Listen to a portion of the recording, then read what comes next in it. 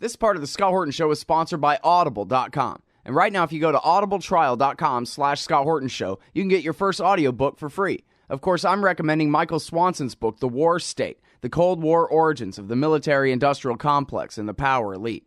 Maybe you've already bought The War State in paperback, but you just can't find the time to read it. Well, now you can listen while you're out marching around.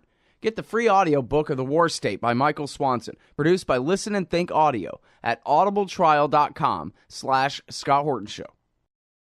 All right, y'all, Scott Horton Show, scotthorton.org, libertarianinstitute.org, and twitter.com/Scott Horton Show for all that stuff. And for all those who've been missing the old live whole show, I'm doing questions and answers on the old whole show feed at scotthorton.org/show. So check that out and send me questions on Twitter, email, whatever. I'll try to get to them. And patronize my sponsors. All right, thank you very much. Introducing our friend Marcy Wheeler. They call her Empty Wheel on the internet. Emptywheel.net is her great blog. And she's also Empty Wheel on Twitter as well. Welcome back to the show, Marcy. How are you? I'm doing okay. You? I'm doing great. Appreciate you joining us this morning. Big news. Is it true what they say? This is the biggest CIA document leak ever? CIA document leak. I guess that's probably true. All right, cool. Well, so what's the big deal? It's the ancient history of the coup in Guatemala, or what? Yeah, not anything that juicy. It's a bunch of hacking tools. It basically appears to be a website that a team of maybe 30 CIA hackers had access to. And so it shows them developing tools to use in hacking. It shows some of their conversations. It shows some of their memes. There's a picture of a baby smoking a pipe, which I was really happy to find yesterday, and a bunch of emojis. But it is the second time in a year where a U.S. intelligence agency had its hacking tools exposed. The last time was shadow brokers, which started in August and ended in January. And I'm sort of interested in that happening twice in a year, on top of the Snowden stuff. Like, we know where the Snowden stuff came from. We actually don't know either where this CIA stuff came from or where the NSA stuff came from. So, Well, yeah, that's an important point. I remember you pointing out, or sorry for saying point twice like that. I remember you noticing, and writing about how Snowden used some of the same exploits that Manning had used 3 years before when he did his dump, and that they hadn't even secured that. So apparently they just figure they're the kings of the world. They don't need to lock down their tightest secrets. Yeah, that's the thing. I mean, there is an issue here. There is a good question, and I think it is a fair question, whether WikiLeaks receiving this was part of a Russian op, whether WikiLeaks' release of it in the way it did is meant to benefit Russia. And I think those are all reasonable questions. But I also think that we need to start questioning why it is that our spooks continue to get pawned. So there's the shadow brokers, but again, yeah, there's Snowden, there's Hal Martin, who allegedly was the source for shadow brokers, but when they indicted him earlier this year, they made no mention of him leaking any of this. There's at least one other NSA hacker who has been under some legal investigation recently that we don't know about. So fine. Our spies need to hack. That's fine. Okay. But if they're going to hack, then please make sure that they don't keep their hacking tools sitting around for somebody to steal, because that makes us all less safe and counteracts any benefit, any presumed, let's take them at their word, any presumed benefit of all this hacking. If Russia, everyone's like, oh, this is Russia stealing this hack stuff. I'm like, fine. Well, then what does it mean that Russia has some of the NSA's most sophisticated tools? If that's what you're arguing, we should be just as concerned that it came out and benefited Russia, if that's in fact true. We should also be just as concerned about the fact that Russia and who knows who else is getting these documents, these tools. Well, you said, the claim, the argument that it's some kind of Russian op is a reasonable question. Why is that more reasonable than it's a French op or a Chinese op or a South African op? Well, obviously, there is the allegation that the intelligence community has thus far not been able to prove that Assange is in cahoots with Russia. I think the IC has more generally said that Assange is a useful idiot, forgetting, of course, that in 2012, WikiLeaks produced a bunch of Syrian files that, at least in part, came from FBI's flipped hacker Sabu. So it's actually not the first, that the U.S. intelligence community may have been the first intelligence agency to deal stuff to Assange, not Russia. So that, there's Scott, I mean, as well as I do, there is this notion in D.C. now that anything that distracts from these claims that Trump is, a Manchurian Russian candidate is itself some kind of op on the part of Vladimir Putin. And those all go too far.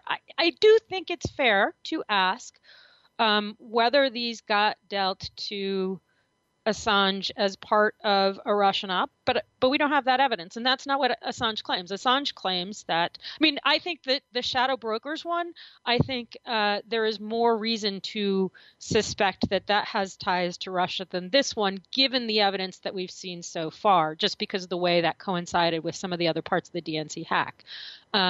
Whereas this one, Assange said that some CIA hackers and contractors had basically copied this website and they were using it.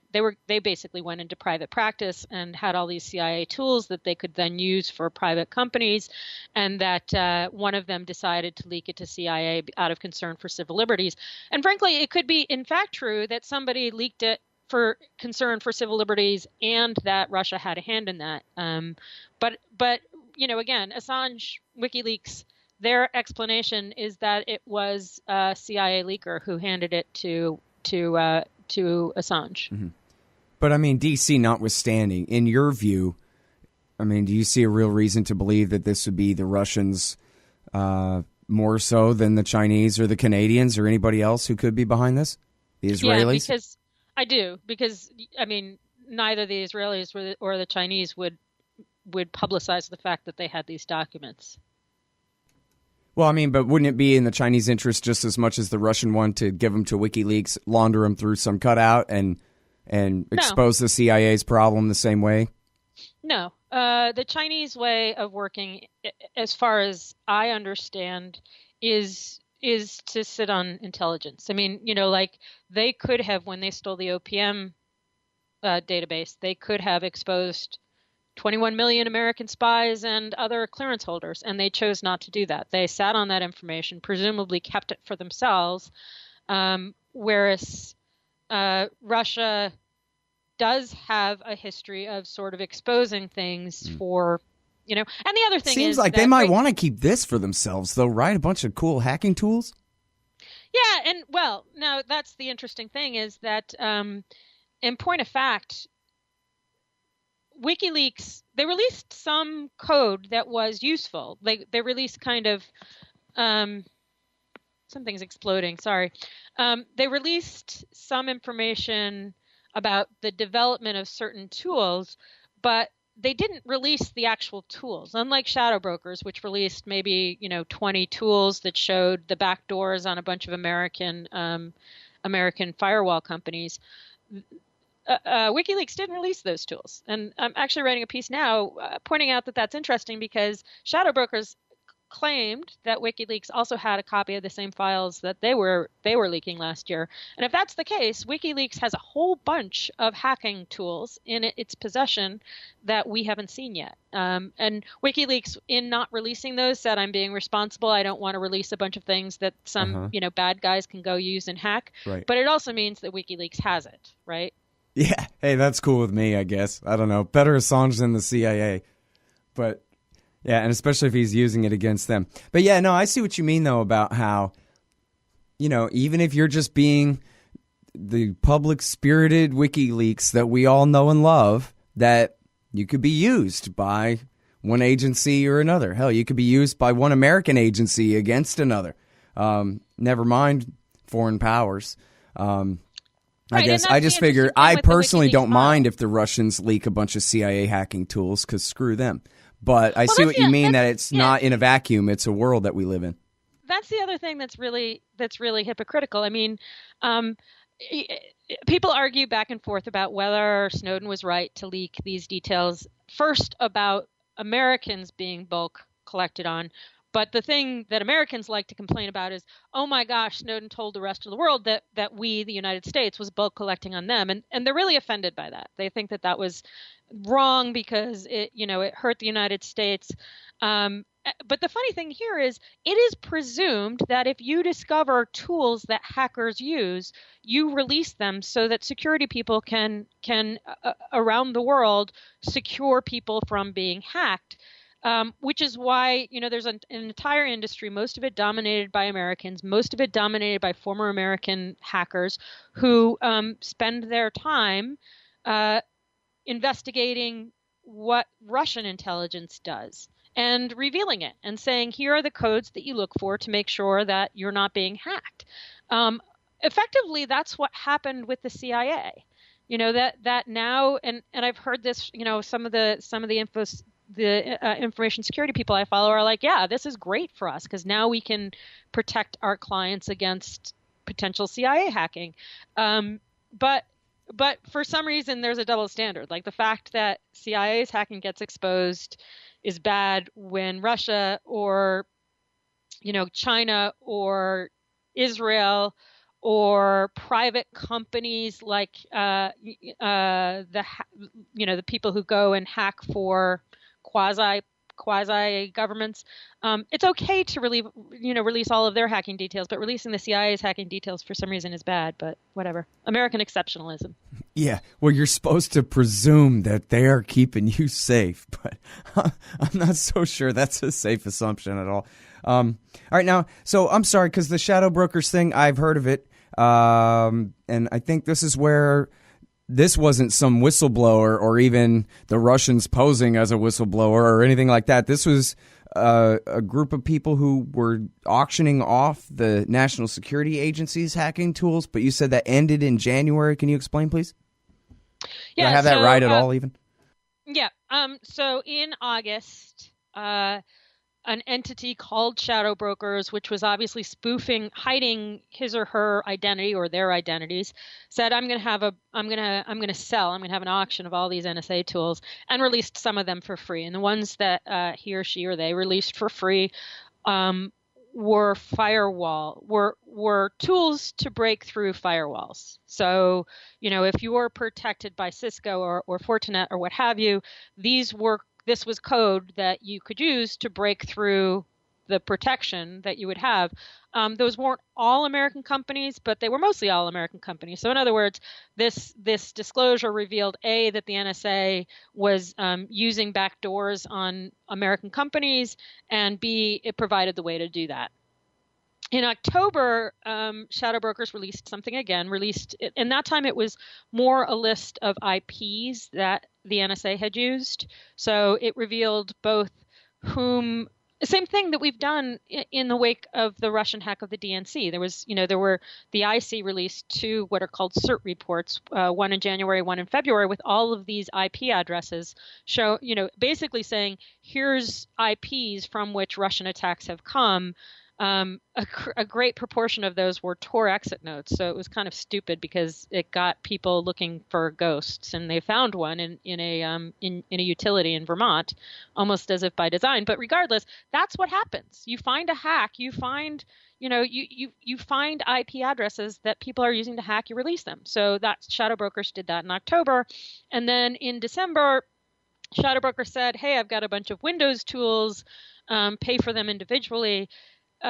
He, she, they did not release all of the Windows tools, but in January released a few old tools. And that was just as interesting for the way that it exposed Kaspersky, which is the one, or there's two, but one of the only Russian info security companies. It basically said Kaspersky knew about this stuff, but didn't include it in its antivirus. But just those three releases. And to this day, It's not entirely clear where those files came from, at what point, where in the NSA hacking process they were stolen from. Like the FBI would like you to believe that that guy, Hal Martin, who left the, he was stealing documents for 15 years, according to them. And they claim that some of the files, or one of the files that he stole, ended up in shadow brokers' hands, and that's what got released. But we still don't know how that happened, because DOJ certainly isn't charging him with that. So two instances. I think it's actually really interesting. I think that people should be, I think people should be just as concerned that neither the CIA nor the NSA can keep their tools safe as they should about whether or not this is a giant Russian plot. Given where we are, it's all going to be about the latter, the Russian plot part. Yeah. Well, it makes you wonder who's running the FBI counterintelligence division when, this guy, it doesn't sound like he was an Aldrich Ames character where he was, turning this stuff over. Is it right what they're saying? You believe that he was just some freak hoarder who was just keeping everything at his house for 15 years? He was stealing this stuff? Yeah. That is all the evidence shows. Amazing. And nobody's noticing this or stopping this in any way. There's no procedure, or whatever procedure there is, he can just walk right around it for a decade and a half in a row. Right. That's amazing. The thing. It is possible there's a go-between we don't know about, and that's an Aldrich Ames types, or that's like, the Russian ambassador meeting with him at all these RNC events and also handing over lots of NSA files. Both, there is a story yet to be told, and we don't know that story, but at least what DOJ charged Hal Martin earlier this year, there is no allegation whatsoever that he shared any of the things he stole from the NSA. Yeah. At least that they're publicly accusing him of, as you said, yeah. Hey, Scott Horton here to tell you about this great new book by Michael Swanson, The War State. In The War State, Swanson examines how Presidents Truman, Eisenhower, and Kennedy both expanded and fought to limit the rise of the new national security state after World War II. If this nation is ever to live up to its creed of liberty and prosperity for everyone, we are going to have to abolish the empire. Know your enemy. Get The War State by Michael Swanson. It's available at your local bookstore or at Amazon.com in Kindle or in paperback. Just click the book in the right margin at scotthorton.org or thewarstate.com. All right, now, so as far as the so-called Russian hack of the DNC, I saw a story last night in Bloomberg News. It said the Russians have been hacking Democrat think tanks like John Podesta's Center for American Policy, or whatever the hell it is. I forgot. Progress, yeah. Yeah, Progress, Center for American Progress. The Think Progress blog, those guys. And they're blackmailing them for bitcoins, or else they're going to release their emails that reveal what terrible bastards they are. And so they're running scared, and they're paying the Bitcoin ransom. And we know it's the Russians because some guy said that he thought that maybe he heard somewhere that these techniques seem to be reminiscent of the same sort of techniques that are used by a thing that it has been named by the Americans Cozy Bear, because it's actually not really a thing called Cozy Bear. It's just that that's what they call it, which they also assume because they heard somewhere that that is probably the Russians. And that's how we know that it's the Russians behind the current hack of John Podesta's think tank. And I'm thinking, you know what, this is getting really ridiculous at this point. I mean, even, and I know that you know so much more about this than me, so I want to hear it from you. But let me say one more thing here. It's more ridiculous than that, because so Bloomberg went with that story. They had not yet gotten comment from CAP. And Neera Tanden, of all people, so she's the head of CAP. I think she's back to heading CAP. She was high up in Hillary's campaign. So she was hacked by the Russians. If anybody anywhere has an incentive to blame stuff prematurely on the Russians, it's Neera Tanden. And she was saying, no, what you claimed happened to CAP here didn't happen. Now, it's not clear what did happen to CAP, but she certainly questioned their claims. Another person who allegedly was hacked by the same people was like, I'm not even sure I was hacked. I was on a list, and there's no evidence I was hacked. So it's not, there may be even less there than you described, Scott, but it is true that they basically say, I mean, you know, it's sort of like anybody in the world who fishes is now supposed to be Russian. Phishing is, I could probably pull it off. I'm not a hacker, but phishing isn't that hard to do. It's about tricking people. It's not about high technology. Yes, tricking people with good technology is easier, but it really is about tricking people, and that can be done by 14-year-old kids in their mom's basement. But we're at this point now where anything that is a similar method to the Russians is blamed on the Russians. And it's a kind of crazy place to be, because yes, I think you may not agree with me, but I think the evidence that Russia did the DNC hack is very strong. I think there are parts of the public story that have problems, but I think that the evidence that Russia did the hack is very strong. But now we're led to believe that Russia was the single-handed thing that lost Hillary the election, which is nonsense. But it's like we as a country, both left and right, have decided that we have to blame all of our misfortunes on Russia. And that seems like a really disempowering place to be, even if it were true, and it's not true. Mm-hmm.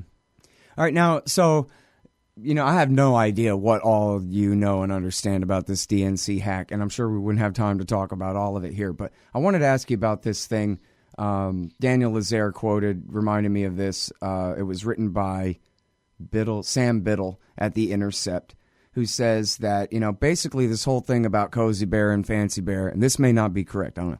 But he's saying basically this all comes down to the CrowdStrike report that says that these are the Russians, the FSB, and the GRU. And that the reason that they know that is because they left behind some Cyrillic letters in their comments and in the metadata and in some things inside some of the files that they sent. And they had the name of Felix Edmundonovich, the founder of Iron the Cheka. Felix, basically, yeah. Yeah. Yeah. And then he says in here, we know that the most sophisticated hackers in the whole wide world for the most nefarious government in the world did this. And we know because they screwed up over and over again and just basically left a trail of breadcrumbs straight back to their house. And so I just wonder, is there really more to that I'm missing here? Because it sort of sounds like a big case of question begging or, conclusion assuming on the part of the accusers here that everybody knows that premise one has to be that it was the Russians, and we just start from there.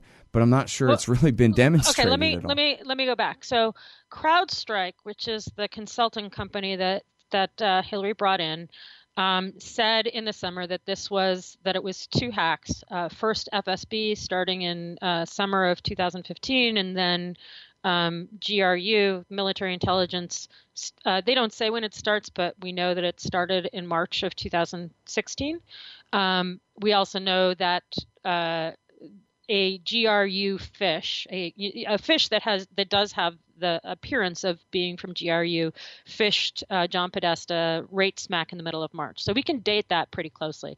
And that's what CrowdStrike is talking about, especially with the DNC. They're pointing to tools that generally are associated with GRU. Now, in December, they came out and said, here's proof that this tool written in Linux used against DNC, which has since been written in Windows and used against Ukrainian soldiers. Here's proof that it's tied to GRU.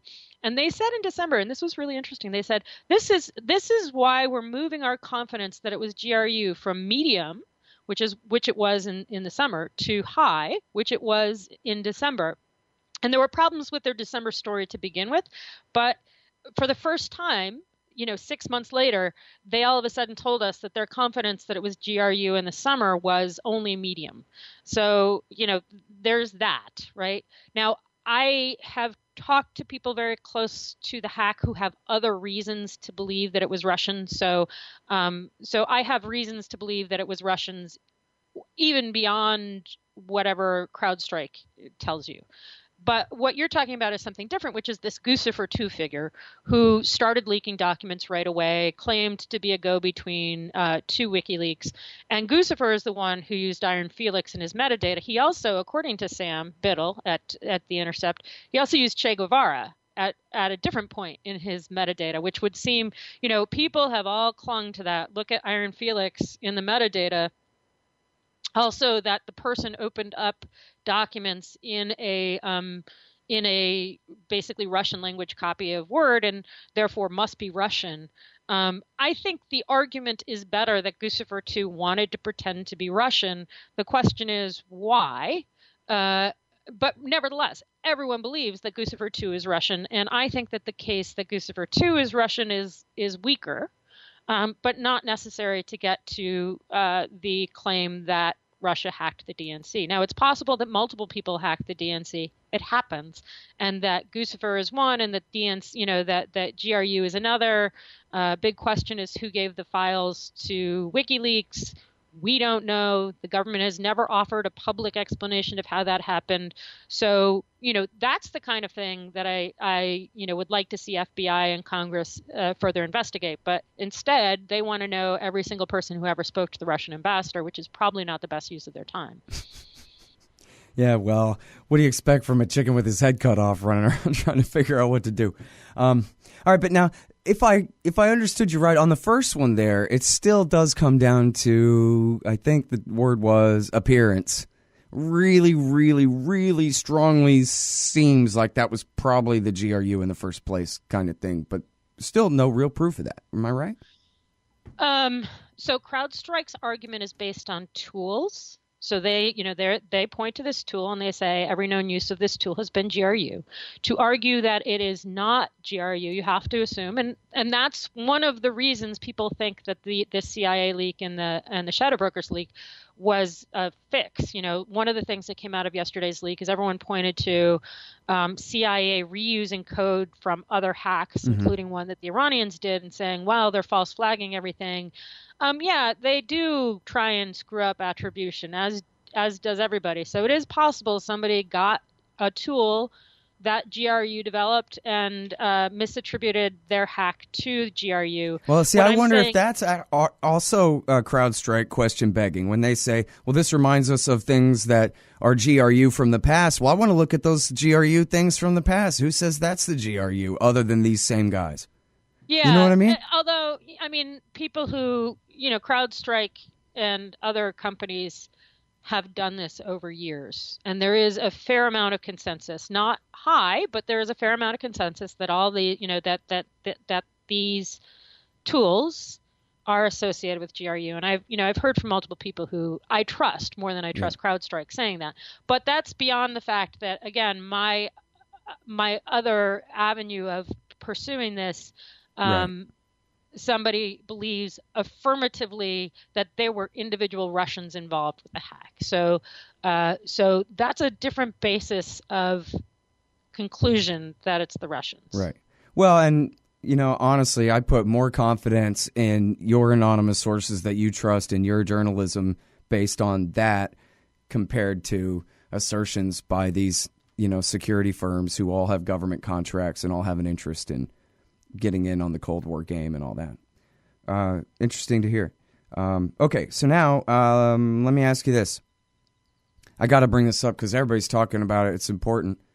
And that is the death of Michael Hastings in the terrible car wreck in L.A. going 100 miles an hour down Highland, which is not a 100-mile-an-hour street. Hit a palm tree and died back in, 2012? And so the deal about it is that... I'm sorry? Wasn't it 2013? Oh, you're probably right. I'm sorry. The reason I ask is because I checked the time, and yesterday, so that code that shows CIA developing means to hack a car, which WikiLeaks, in their inimitable way said, well, this means that CIA is trying to assassinate people driving cars. There are many other applications for hacking cars than assassinating people. But what that said yesterday is that CIA was still developing the technique in 2014, and Hastings was already dead. So the common Hastings was investigating John Brennan at the time he died. There were special forces related people who wanted to retaliate for his profile of Stan McChrystal and Mike Flynn, who we now all agree is batshit. Michael Hastings did us a favor, right? But so what I'm saying is, actually, yesterday's evidence doesn't support, even if you want to be the most conspiratorial possible, even if you want to believe that people would take out Hastings for his reporting, what we know is CIA did not yet have the tool. that might have been used to kill Hastings, even if somebody was assassinating him, because that's what the timing from yesterday shows. That's interesting. Although, at the time, Andy Greenberg from Forbes went out and found some guys from the university, and they had no problem taking over a car. In fact, they said that they could even play a song on the radio that would have code in it that would,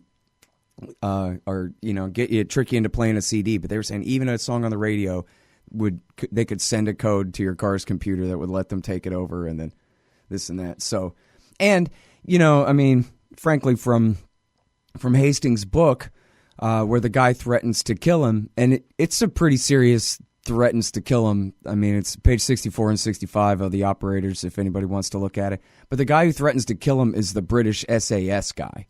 So, I don't know exactly if it really matters at that level exactly which agency these guys are working for, but it seems like it wasn't necessarily a threat that the CIA would kill him. Although, this is the problem with somebody like Michael Hastings, right? Is if he died even of old age, at 85 on his front porch, you'd still be able to say, aha, he was right in the middle of writing a story about the CIA. Because that's the kind of work that he did. He was great on the wars and great on all this intelligence stuff.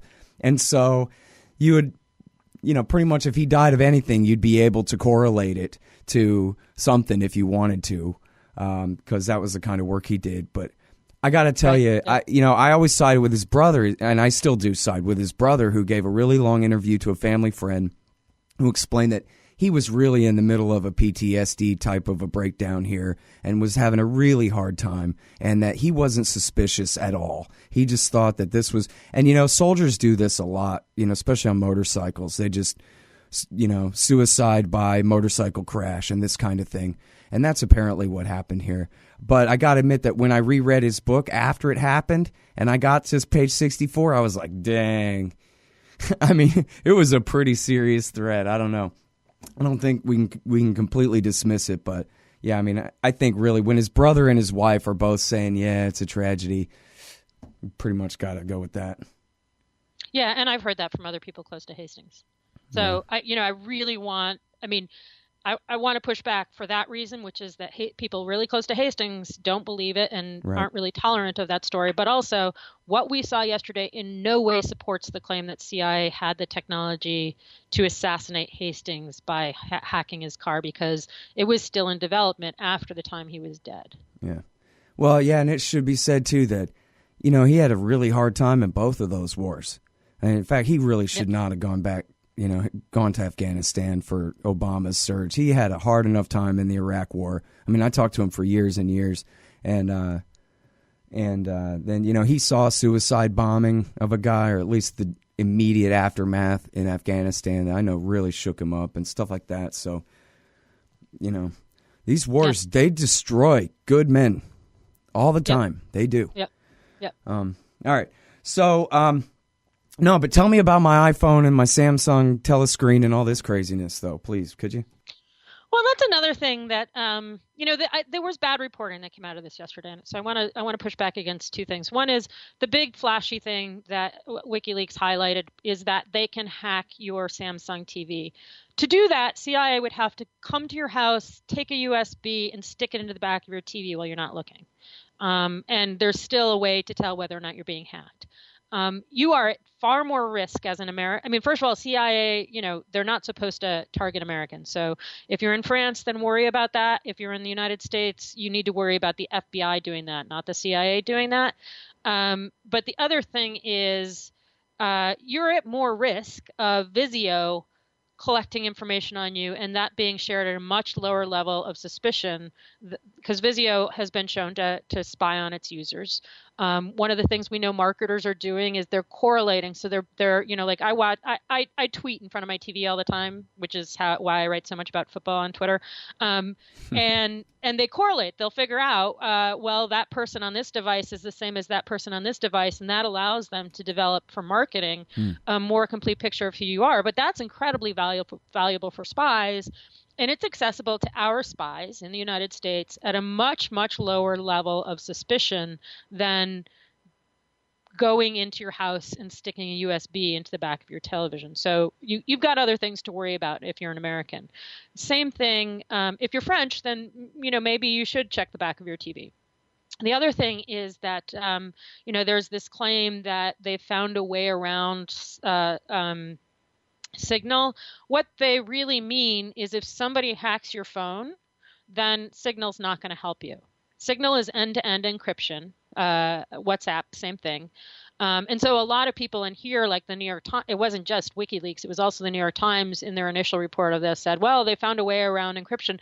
Yeah, right. That's what the NSA and CIA do when they really, really, really want to hack you, is they don't try and crack Signal. They basically find a way to own your phone. And what we did see yesterday is CIA does have means of getting into both Android phones, which are far easier, as well as iPhones. So that's something we knew already. What it does is confirms that CIA has that capability in addition to NSA. Mm-hmm. Well, yeah, and it shows how easy it is for CIA to get around by, as you're saying, kind of hacking your phone at its core level, so that it's an end run around the encryption. Or, I mean, they don't have to break into my house and put a USB in my iPhone, right? It's unclear how much access they need to your phone to be able to get into it. And a lot of that depends on, for example, whether you use iCloud, because they would go after your iCloud before they go after your phone. Mm-hmm. It's still, everyone says, and I believe them when they say this, it's still a lot safer to have an iPhone than it is to have an Android. So if you care about security, spend the extra money on an iPhone. But really, at that point, if you're worried about your iPhone getting hacked into, you may have reason to, right? Some people do have reasons to be worried about being hacked at that level. But if your threat model is that severe, if you're really worried about the NSA and CIA hacking you, right, you're pretty much screwed. Yeah. Because they have this ability. Whereas, like, it is just less. Your local police department isn't going to have the ability to hack into your phone. They're going to have to go to the FBI after the fact with your device to try and do that, or they're going to go to Celebrate, this Israeli company. But again, they're going to need the phone in hand, send it away, get it post hoc. The way in which normal people, we can go back. Remember, we were just talking about how simple it is to phish somebody. It's far easier to phish an average person than it is to get into their iPhone and bypass Signal. And that's the lesson, I think. It is interesting to learn what the CIA can do, but average users should not focus on whether or not it's safe to use Signal. They should use Signal. They should make sure that they have two-factor authentication and that they don't, click on phishing emails. Yeah. Well, yeah, like you say, if they're looking at you, you definitely shouldn't have an iPhone. You can't even take the battery out of one of those. You got to be able to take the battery out so they can't follow you around or turn your microphone on or whatever. If you're really up to your eyeballs in whatever it is, definitely need some other model than that. Yeah, I mean, and there are things that average people can do to protect themselves. Keeping location off. Turning off your phone when you're doing sensitive stuff, great suggestions. I'd still say buy an iPhone over an Android, but that's, I'm not a lawyer. Don't hold me accountable if you get hacked, but just use the easy tools available for you. Chances are good that your threat model has more to do with Google spamming you with advertising than with the NSA stealing your secret code to Russian spies. There you go. All right, y'all. That's the great Marcy Wheeler. Emptywheel.net on the internet and on Twitter also. Thank you very much, Marcy. Awesome to talk to you. All right, y'all. That's the Scott Horton Show. Check out all the stuff at scotthorton.org. I got my full interview archive, 4,000-something interviews for you there, mostly anti-war stuff. I'm doing questions and answers on the whole show feed at scotthorton.org/show. So email me, scott@scotthorton.org, or send me tweets at Scott Horton Show. And I'll get to your questions and answers for you there. Patronize my sponsors. They love you. Thank you. Hey, Al Scott here. If you've got a band, a business, a cause, or campaign, and you need stickers to help promote, check out thebumpersticker.com at thebumpersticker.com. They digitally print with solvent ink, so you get the photo quality results of digital with the strength and durability of old-style screen printing. I'm sure glad I sold thebumpersticker.com to Rick back when. He's made a hell of a great company out of it, and there are thousands of satisfied customers who agree with me, too. Let thebumpersticker.com help you get the word out. That's thebumpersticker.com at thebumpersticker.com. Hey y'all, Scott Horton here for WallStreetWindow.com. Mike Swanson knows his stuff. He made a killing running his own hedge fund and always gets out of the stock market before the government-generated bubbles pop, which is, by the way, what he's doing right now, selling all his stocks and betting on gold and commodities. Sign up at WallStreetWindow.com and get real-time updates from Mike on all his market moves. It's hard to know how to protect your savings and earn a good return in an economy like this. Mike Swanson can help. Follow along on paper and see for yourself. WallStreetWindow.com.